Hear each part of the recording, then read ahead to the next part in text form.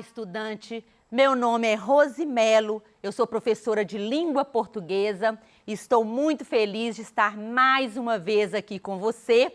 E hoje nós vamos trabalhar um pouquinho sobre contextos de produção, circulação e recepção de um texto. Nossa, professora Rose, que é isso? Né? Que tanto de palavra que você falou. Então, todo texto, ele tem uma intenção. Todo texto, ele tem um objetivo. Por que ele foi escrito? Para quem? Onde é que esse texto vai circular, vai veicular? Né? Então, é isso que nós vamos ver agora. Isto é o contexto. Um texto está dentro de um contexto. Então, todo texto tem um contexto. Por quem é escrito, quem está escrevendo, né? É o emissor, lembrando lá dos elementos da comunicação. Para quem é escrito, quem é o receptor, quem vai ler aquele texto, qual a intenção, o objetivo? É de informar? Eu preciso persuadir o receptor? Então, qual a intenção? Em que tempo e lugar foi escrito? É muito importante, nós vamos falar daqui a pouquinho. E em qual veículo é divulgado? Então, isto é um contexto de produção, circulação e recepção de um texto. Um texto pode querer emocionar. Um texto pode querer convencer. Pode querer transformar. Um texto pode querer confirmar, mas também pode querer negar.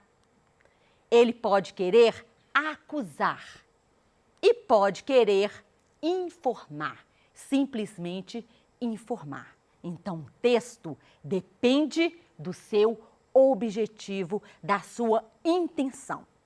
Quando você sabe, você identifica qual é a intenção do autor, o texto fica muito mais fácil para você compreendê-lo e para você interpretá-lo. Por quê? Porque você está entendendo do contexto.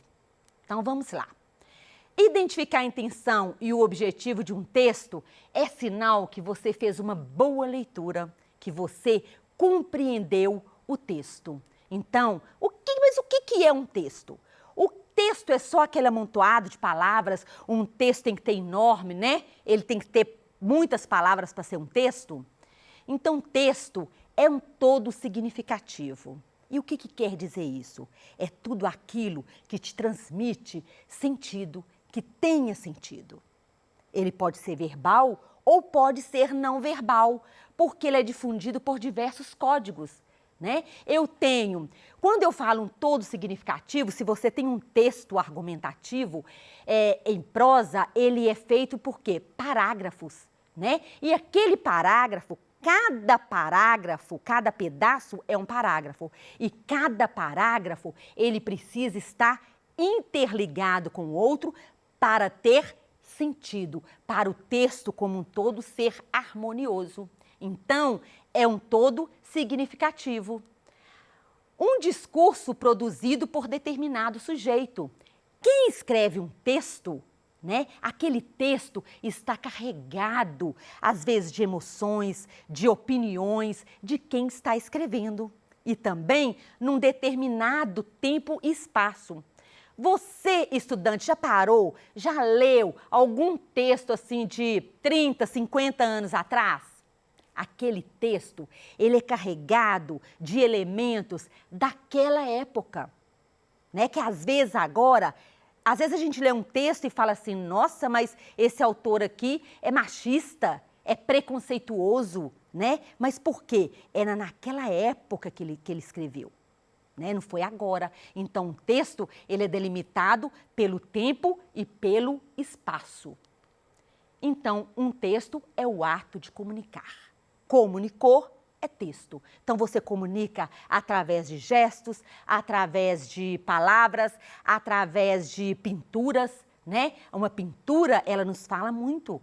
Então, para você interpretar aquela pintura, aquele texto que está ali, através daquela pintura, você tem que ter um conhecimento prévio e você vai além o que está ali por trás daquela pintura. O que o autor, o pintor quis falar, quis transmitir com aquela pintura. É um texto. Aí nós vamos recapitular aqui, voltar, né? Os gêneros textuais. O que são gêneros textuais? A todo momento, nós criamos um gênero textual. Por quê? O gênero textual é aquele preocupado com o social, com o comunicar. Então, os gêneros textuais, eles cumprem uma importante função social quando o assunto é comunicação, porque o gênero textual está preocupado com a comunicação. Então, por exemplo, a mensagem do WhatsApp. O WhatsApp em si é o canal, mas a mensagem do WhatsApp é um gênero textual. Então, agora eu estou aqui falando, é um gênero textual oral, né? Então, a todo momento, nós criamos um gênero textual. Eles variam e se adaptam-se às necessidades dos falantes, né? Eu preciso, eu crio. Eles podem sofrer modificações ao longo do tempo. Olha só, embora muitas vezes preservam características preponderantes. Eu vou dar um exemplo do gênero textual, a carta. Hoje, a carta não é muito mais usada, não é isso? Mas entrou no lugar o e-mail. E o e-mail, presta atenção, ele tem a saudação. Eu sempre cumprimento a pessoa que eu estou escrevendo. Se eu for escrever para um amigo, eu uso uma linguagem coloquial, uma linguagem despreocupada. Mas se eu envio um e-mail para o meu chefe, eu preciso usar a linguagem formal, como a carta. Então, eu tenho o corpo do e-mail, eu me despeço da pessoa e eu assino. Então, a carta também tem todos esses elementos. A carta caiu de moda, entrou o e-mail, mas continuou com essas características. E os gêneros textuais são inúmeros e cada um deles possui o seu próprio estilo e a sua própria estrutura. Então, os gêneros textuais, eles são fluidos, eles vivem em constantes transformações. Entra na moda, sai da moda e você cria. Então, tipos textuais, nós temos 5, né? A narração, a descrição, dissertação, injuntivo, prescritivo. Mas gêneros textuais, nós temos milhões de gêneros textuais que são criados a todo momento. Voltando lá, então, todo texto tem um contexto, né? Então, o contexto são elementos considerados pelo emissor, por quem está escrevendo o texto da mensagem, durante a criação. Então, ele precisa saber qual é a finalidade, qual é o público-alvo, onde esse texto vai ser veiculado, qual é a realidade sociocultural do emissor e do receptor também são observados. Então, o contexto de produção, ao produzir um determinado texto, né? Ele pode ser oral ou escrito. Então, o autor, ele inconscientemente, às vezes, ele aciona, né? Tudo isso, esse contexto, ele tem que ver para quem que eu estou escrevendo, não é isso? Então, o contexto de circulação. Em qual meio o texto circula? Eu estou escrevendo, mas onde vai circular? É no jornal? É numa revista? Eu vou mandar pelo WhatsApp? Né? Eu vou mandar por e-mail? Como eu vou mandar? Qual é a circulação desse texto? Porque é diferente. Então, se é uma reportagem, olha o exemplo aqui que está lá no seu PET, né? Tem atividades da reportagem, da circulação e da produção da reportagem. E as reportagens circulam onde? Em jornais, em revistas, rádio e televisão. Então, que possui o intuito de comunicar, de informar. Então, eu preciso saber quem vai ler aquela revista, quem vai ler aquele jornal ou quem vai assistir essa reportagem, né? E a recepção é um dos protagonistas do ato da comunicação. É quem vai receber, quem vai ler esse texto e quem vai decodificar essa mensagem. Então, essa é a preocupação, isto é o contexto. Então, olha aqui um exemplo dos receptores da reportagem. Estará vinculado ao tópicos por ela abordado. Por quê? Eu tenho uma reportagem lá, por exemplo, de turismo. E quem vai gostar de ler esta reportagem de turismo?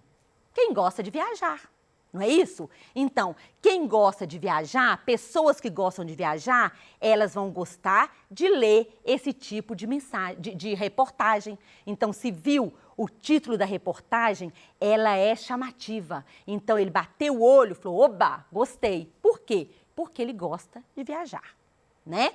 Outra, se tem uma reportagem relacionada a questões sociais e políticas, quem vai gostar de ler uma reportagem desta? São as pessoas que procuram manter informadas, né? E não satisfazem simplesmente com notícias diárias. Por quê? A notícia, ela é bem resumida, informa aquele fato, aquele acontecimento de imediato. E a reportagem não, ela é detalhada, ela leva mais informação, ela leva muitas informações para o receptor. Então, viu aqui a diferença? Então, a reportagem depende da reportagem para ver quem vai gostar de ler aquela reportagem, qual vai ser o receptor, né? Então, olha só esse aqui. O contexto de produção permite que um emissor aborde o mesmo tema de maneiras diversas. Presta atenção, olha. Vem conhecer a pizzaria que abriram no bairro. Vem conhecer a pizzaria que abriram no bairro. Qual foi a finalidade dessa comunicação? Foi informar, né? Quem é o público-alvo? Olha só, vem conhecer a pizzaria que abriram no bairro.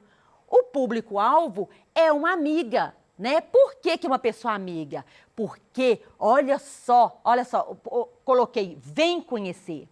Então, eu não estou preocupada, né, com a norma culta. Olha só, o lugar onde o texto será veiculado. Onde será que eu posso veicular um texto desse? No WhatsApp, no SMS, né? Porque ela está, um texto despreocupado, não é isso? E quem é o emissor? Com certeza é um morador da região. E para quem? Quem é o receptor? Também, pela maneira de escrever, pelas palavras usadas, dá para entender que também é um morador da região. Agora, olha a diferença quando eu escrevo assim. Olha, venha conhecer a mais nova pizzaria da região. Viu como mudou? Colocou uma pontuação. Venha conhecer a mais nova pizzaria da região. Vamos ver o contexto? Qual foi a finalidade desta comunicação, da comunicação? Também foi informativa. É uma campanha publicitária, está fazendo marketing, não é isso? É uma propaganda. Venha, está querendo chegar até o receptor. Ele está querendo persuadir o receptor. Qual é o público-alvo? É um público em geral, né? É um público em geral. Venha conhecer a mais nova pizzaria da região. Qual é o lugar que será veiculado? Aí já não é mais no WhatsApp, no celular, né? Aí tá com mais cara de ser no panfleto, porque é uma propaganda, né? É num panfleto, já usou palavras diferentes. E qual é a realidade? Quem é o emissor? Quem está escrevendo? O proprietário da pizzaria, né? Venha conhecer a mais nova pizzaria da região. Então, o emissor será o proprietário. E será que quem é o receptor? Será que é só o amigo ou só a pessoa do bairro? Não, né? Aí pode ser um morador de toda a região. né, que ele vai distribuir em panfletos. Entendeu? Então, viu como muda a maneira de escrever dependendo de quem, onde vai circular e para quem eu estou enviando essa mensagem? Faz muita diferença o contexto, não é isso? Olha aqui para você ver essa análise textual. Pai, vamos brincar? Agora não dá. Tô compartilhando uma foto fofa sua. Olha só que nós temos uma charge aqui, e essa charge, ela está criticando o quê? Olha o contexto. É um filho chamando o pai. O filho chamou o pai para brincar e para ele, para o pai, no momento era mais importante compartilhar uma foto do próprio filho do que brincar com o filho. Então, está fazendo uma crítica às redes sociais, né? Ao momento. Então, olha só, qual é o contexto aqui? É um contexto familiar, né? Qual é o contexto de produção? É familiar. É o pai chamando o filho. É um contexto familiar e é um problema, está criticando um problema da atualidade. É o excesso do uso das redes sociais, onde muitas famílias hoje estão vivendo isto, não é? Então, a crítica é essa. O pai prefere compartilhar uma foto daquele filho que está chamando para brincar, do que brincar com o filho, né? Essa é a crítica. Onde circula uma charge? Em jornais e revistas, né? As charges, geralmente, elas circulam em jornais, em revistas, por causa do cunho. Ela sempre tem um cunho político ou um cunho social. Quem é o receptor? Está escrevendo para quem? É um público amplo, né? Então, você não pode falar que é para adolescente, ou para essa idade, ou para mulher, ou para homem, né? É um público muito amplo que interessa pela charge. O que eu tenho ali nessa charge? Qual é a linguagem? Aqui nós temos a linguagem visual, não verbal, e a linguagem verbal. Linguagem verbal são as palavras, linguagem não verbal é a imagem, é o desenho. Então, quando você vai interpretar por exemplo, aqui a charge, você precisa prestar atenção nisso. Olha o menino puxando o pai, né, aqui atrás, isso é que acontece muito, e o pai nem olhou para trás. Isto é importante numa interpretação. Então, ali eu tenho a linguagem verbal e a linguagem não verbal. E é um caráter humorístico, cômico, irônico e satírico. Mas presta atenção, uma charge,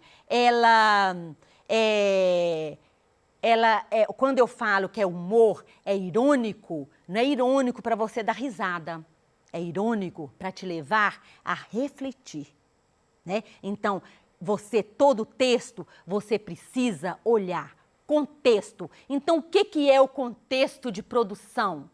Né? Em que tempo, em que lugar que eu estou escrevendo aquele texto? E para quem eu estou escrevendo o texto? Qual o objetivo? Quem eu quero atingir com aquele texto?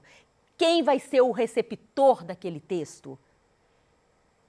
São perguntas que você tem que fazer, tanto ao escrever um texto, tanto quanto você vai compreender e interpretar um texto. Né? Aqui tem uma outra atividade, né, sobre as características dos gêneros textuais, que eu falei lá no início. Aqui você tem que levar em conta que está levando incorreto. O que é incorreto? Quais as características que estão aqui incorretas nessa atividade, tá?